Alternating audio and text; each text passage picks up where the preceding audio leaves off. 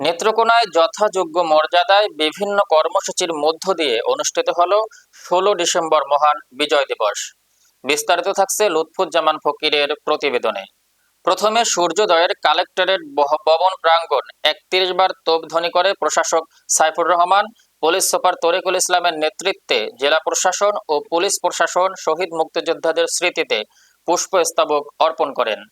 পাশাপাশি বিএনপি, জেলা press club সহ বিভিন্ন রাজনৈতিক দল, সামাজিক সাংস্কৃতিক সংগঠন, শিক্ষা প্রতিষ্ঠান সমূহ শহীদ মুক্তিযোদ্ধাদেরকে ফুল দিয়ে শহীদদের শ্রদ্ধা জানান।